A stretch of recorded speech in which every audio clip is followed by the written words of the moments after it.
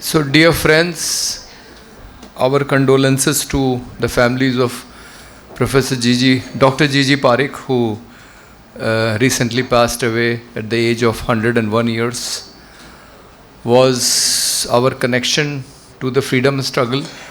He went to jail in 42. And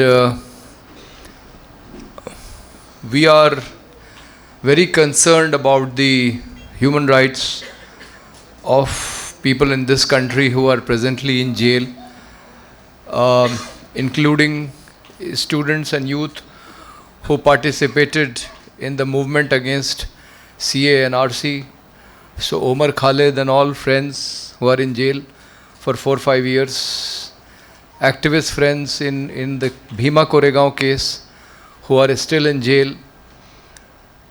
But if you look at the kind of torture that Dr. Lohia and Jayaprakash Narayan faced around that time, after 42 they were arrested. And they were in 4 years they were in jail. And in Lahore jail, Lohia was subjected to the worst kind of torture. He was not allowed to sleep. He would be beaten, he would be dragged on the floor. His hand and legs would be bleeding.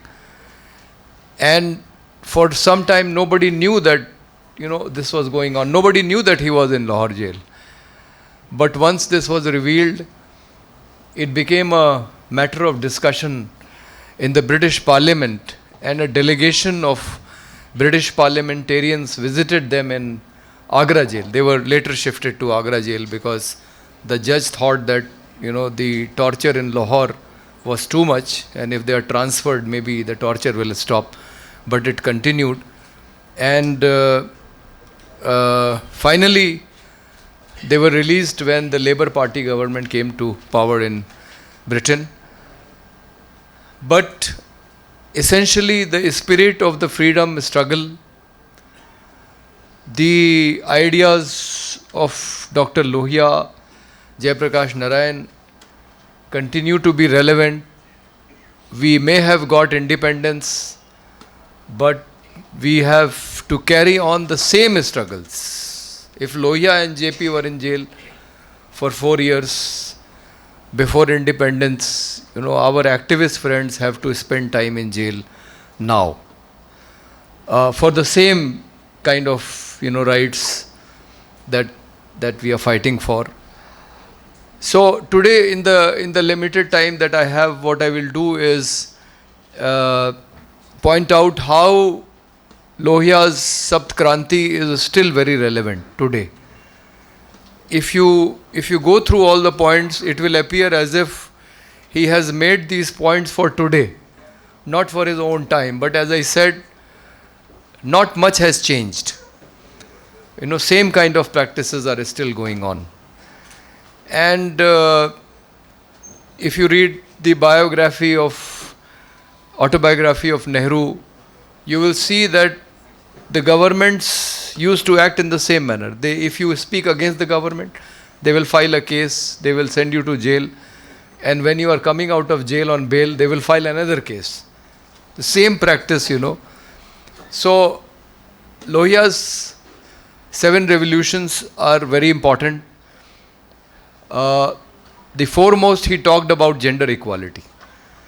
I mean, even now, we cannot claim that, the women are properly represented, at least in politics. I mean, in almost every other field, they have, come forward, and there's not a single task which men used to do which women are not doing today. But it's still the kind of participation and the presence that women should have, especially in public life, decision-making, government, is not there. But we are happy with the progress, given the kind of feudal and the casteist and the misogynist country that we are. But day before yesterday, what has happened in Delhi is very shameful. Women journalists were not allowed in a press conference. when the Afghanistan foreign minister was addressing it. Technical reason they are giving is it was a program of the Afghan government, and the place they were holding the press conference, it was the jurisdiction of Afghan embassy. But how can you have, a press conference in India and you can say that women are not allowed? This is a shame. It shows the mentality of the present government also. I mean, first of all, you are inviting a very disputed person. You say that Hamas is a terrorist organization. And what is Taliban? I mean, you handed over power to them and the United States, knowing very well that women's rights will be curtailed. I mean, women are not allowed in educational institutions. Books written by women authors are not allowed to be there in the library in Afghanistan. And you are dealing with such people and you are letting them do things as they want in India, which is a democratic country. So it shows the mentality of the people who are ruling India today. If given a choice, they will also not like to have women in public spaces. Because RSS is an organization which doesn't allow women membership, right?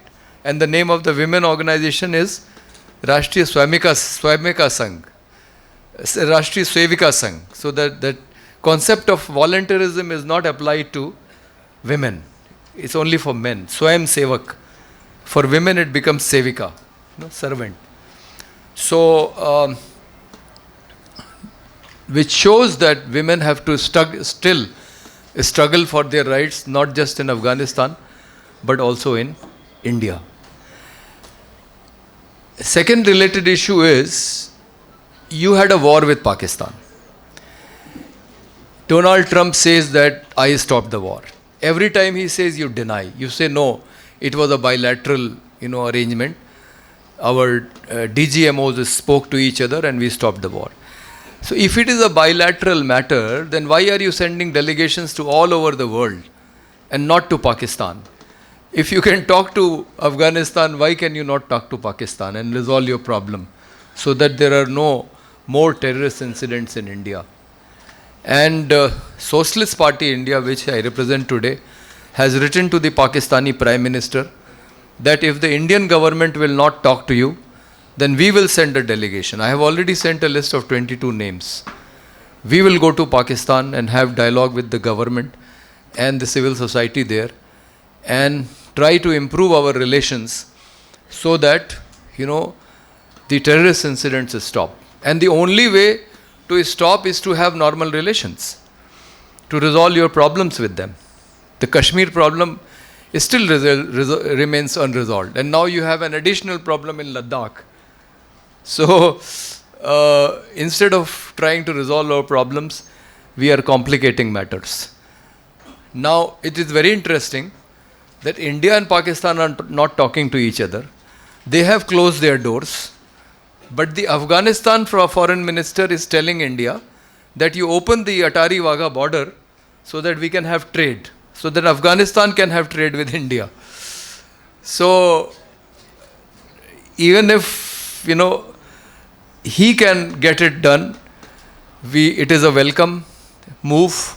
We support that. That relations should be normal with our neighboring countries.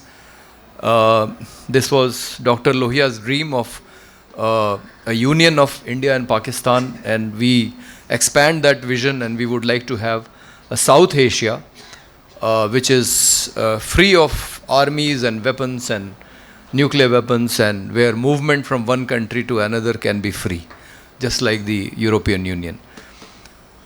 On the issue of caste, recently 3 incidents have taken place. Dalit has been lynched in Rai Bareli. A shoe has been thrown at the Chief Justice of India. And IPS officer has died, committed suicide.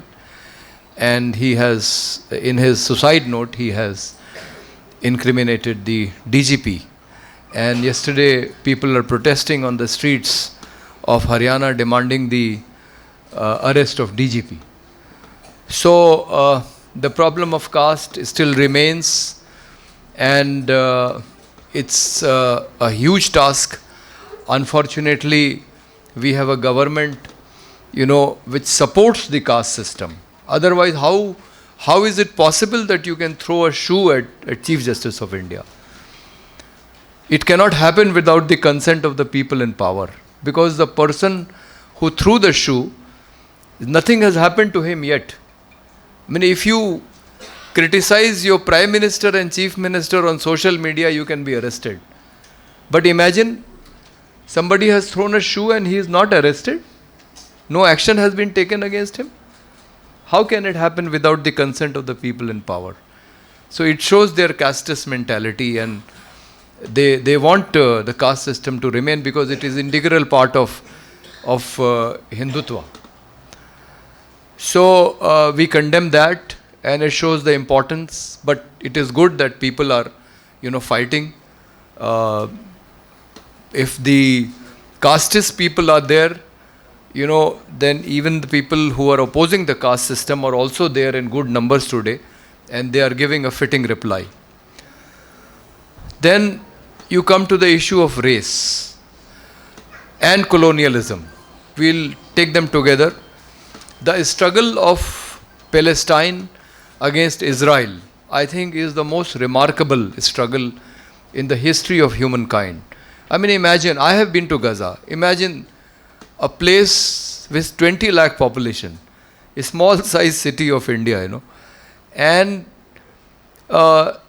no economy, because Israel has bombarded everything. No factories, nothing. Airport has been bombarded. If a Palestinian has to catch a flight, he or she has to go to Cairo. So in such a situation where there is no economy, there is no support, if the government of Qatar doesn't give money to Gaza, they cannot run their government. Their salaries are paid by the government of Qatar. Everything. And everything has to be taken through underground tunnels from Rafah. Because, two sides it is Israel, one side sea, and the fourth side is Egypt. And Egypt is not very kind to Palestinians for some reason. If a Palestinian has to go to Cairo to catch a flight, he or she will be handcuffed.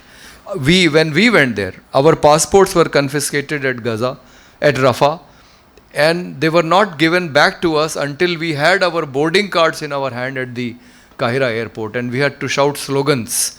This is in 2010 against the Egyptian government to get our passports. Otherwise, they were not willing to give us our passports, and we would have boarded our flights without our passports. So the attitude of the Egyptian government is inexplicable. Why they treat the Palestinians in this manner, we don't know. But they have continued to fight for 2 years in a very valiant fashion. They have. It is a surprise that they have survived. In such conditions, because they are fighting the most powerful forces on earth, Israel, supported by United States. Now, the only thing that I would like to point out is that when we went there, we went by road. So we met the leader of Hamas at that time. His name is Khalid Meshal. He is still alive. The head of Hamas, when the struggle started, Ismail Hania, was the Prime Minister of Gaza at that time. We met him in Gaza. But he was killed in Iran during this war. But Khalid Meshal is still alive. He was the head of Hamas in 2010-11. And we met him in Damascus, Damesh in Syria. And when he was talking to us, he said that he admires Gandhi and Nehru. So, because it was a 60-70 member delegation, some Indians were there as part of it, and he made those comments, seeing that there were Indians in the audience. Because Nehru had gone to the refugee camps after 48, when during Nabka, about 7 lakh Palestinians were expelled from Gaza. Their subsequent generations are still living in refugee camps in Syria, Jordan, inside Palestine in West Bank, and possibly Egypt also.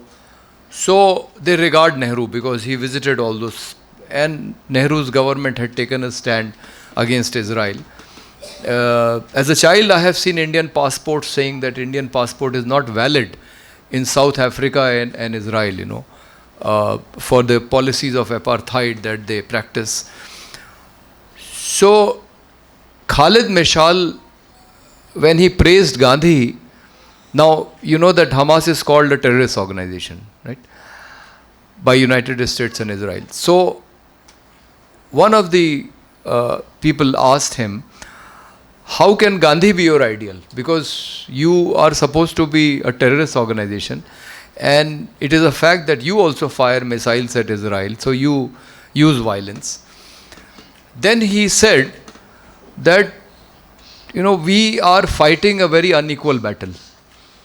We are fighting such a powerful enemy, and to fight Israel, we have to draw inspiration from Gandhi, because it is Gandhi who has taught us that if you are weak and you are fighting a very strong enemy, then how you should, have the internal courage to be able to take on that enemy.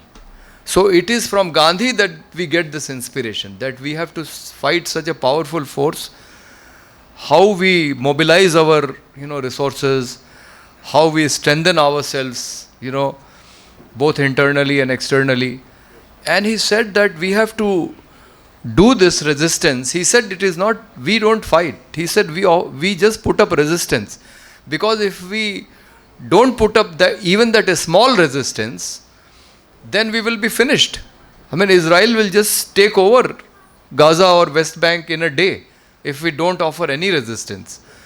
So it is this resistance which is keeping the hopes of Palestinians alive, and it is only through this resistance that they have been able to survive.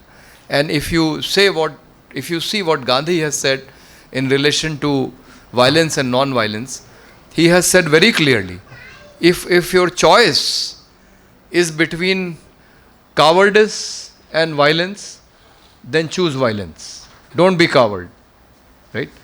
So that is what the Palestinians are doing. Instead of allowing Israel to take over their piece of land, and Israel, as you know, Benjamin Netanyahu has repeatedly said that he wants to finish Gaza. Trump has a plan to make a Riviera there. He wants to develop it as a tourist location. So, in the face of such onslaught, it is a miracle that the Palestinians have survived, and they are engaged in a deal now. There will be swap of prisoners. And why does nobody question that when the Hamas returns 10, 20, 30, 40 prisoners, then every time Israel has to return thousands of Palestinians. So how come there are such a large number of Palestinians in Israeli jails? Are they not hostages? Most of them are there for no crime. So it is a totally unequal battle, and it is the spirit of Gandhi, it is the spirit of the philosophy of Gandhi which has kept the Palestinians going. This is what their main leader said in 2011. So non-violence continues to be so relevant. If you look at the struggle in Ladakh, that's another small place. If Gaza is 20 lakh, Ladakh is just 3 lakh, right? And they are fighting for something very basic.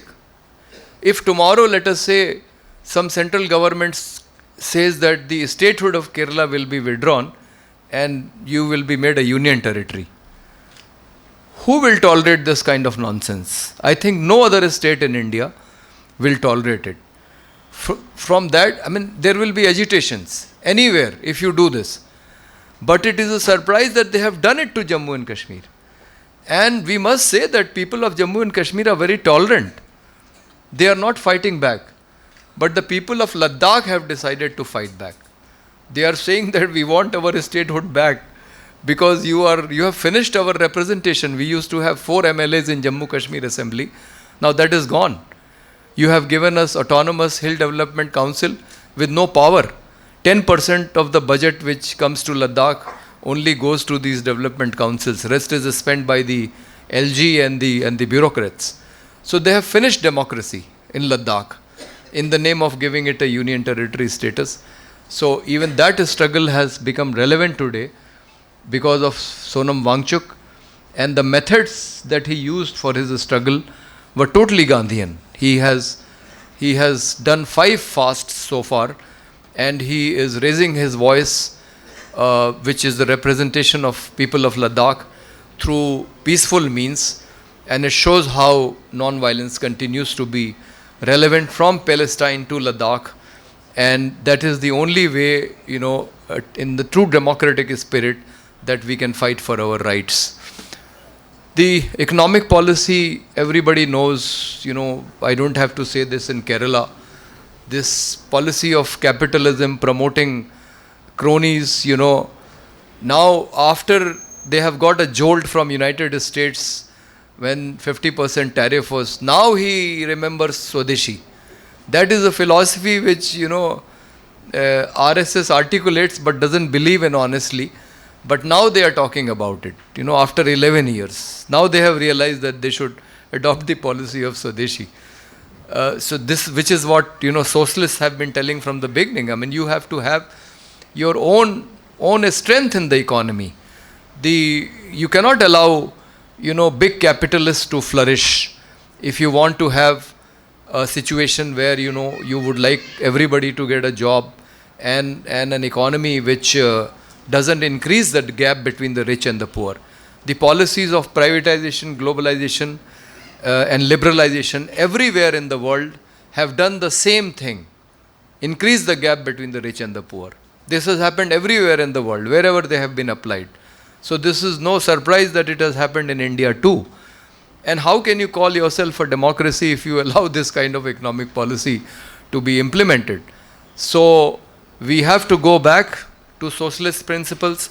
We have to have an economy where not big capital, not big industrialists are allowed to flourish, but small industries, cottage industries, cooperatives, and such arrangements where people's participation is there in running the production entities. That is the kind of Gram Swaraj, the idea of Gram Swaraj of Gandhi. That is the idea which is relevant for India, because that is the idea which will, number one, give most employment to people, will keep the gap between the rich and the poor to within certain limits. And I think Dr. Lohia's sound principle of keeping a gap between the rich and the poor to within 10 times, that should be, why is not that being made an economic policy of this country? That should be the economic policy of this country. That the gap between the rich and the poor should never be allowed to increase beyond 10 times. So that will also happen. And most importantly, a new problem which has come up, which was not there at the time of Lohia and Gandhi, although they realized it very well when Gandhi said that this earth has enough to fulfill everybody's need but not anybody's greed. So the problem of climate change, we are encountering it, and we must commend Greta Thunberg, because everybody thought that she was just talking about climate justice, which has also become a fashion, for some people. But she is more serious than just taking it up at a superficial level, because number one, she took a vow that she will not travel by air, because traveling the same distance by air creates more pollution, which even I cannot do. Yesterday I took a flight. So, sometimes we have to do that. But she has said that she will not use an airplane to travel. And number two, the commitment she showed when she went to Gaza just last week, along with 443 people in 40 ships, including the grandson of Nelson Mandela. It shows that her thinking is very wide. She is not just thinking about climate. She is concerned about the human rights of Palestinians also. And if you look at the 7 revolutions of Lohia, all of them are connected. You know, the economic policies that you will adopt will have an impact on the environment. So if you adopt the economic policies which are socialist, then it will be better for environment. Smaller industries, localized industries. There's a book by Rahul Sankrityayan called 22nd Century, in which he imagines a world where a world government has come into place with headquarters in Brazil and all that, where big cities are not there. It's only villages. So more like what is Kerala. You know, in the rest of the country, we have very big cities, but Kerala, the difference between cities and villages is not so much. So this is how it should happen. And every village is responsible for production of one item. And there is, of course, transportation, but not of that degree which is there in the capitalist system.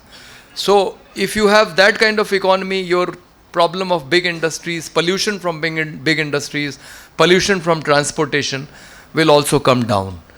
So the problem of privacy, is being violated by the government. Dr. Lohia had said very rightly that what we eat, what we wear, whom we marry, it's a personal choice, and the government has no right to interfere in the personal matters.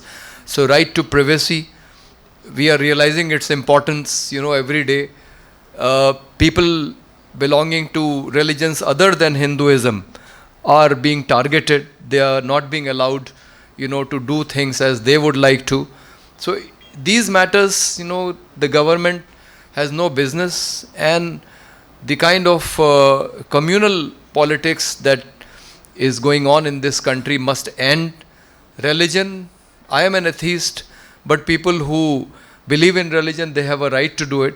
But religion cannot have any meaning if you are not doing any service to humankind.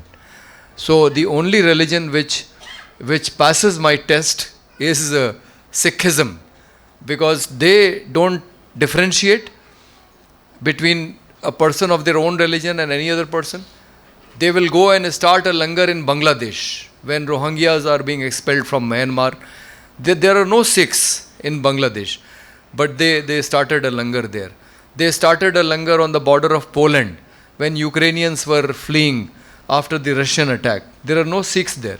So this is the kind of service to humanity which is essential to religion. And if your religion is not doing any service to humanity, then you have to question whether it is really a religion. So this has to be thought of afresh. And Dr. Lohia was open enough. He was not like the communists who rejected religion altogether. He saw a role for the religion, and he was the one who started Ramayan Mela in Faizabad, in Ayodhya. So he invoked all these religious figures for the benefit of the society, and we have to learn from all his ideas, continue to be very relevant, and we hope that we will be able to move forward, not just here but entire world, in a direction in which every human being, every family can live with dignity, all their economic needs, which was Lohia's crucial point. He wanted everybody to be materially, to have their material needs fulfilled, and live happily. So economic security is there, political security is there, social security is there. So the kind of society that Lohia and others, all great leaders, revolutionaries have imagined, we hope that using his ideas, we will move towards them. His ideas continue to be relevant. All those struggles, all those revolutions are still going on, and we have to be part of it. Thank you.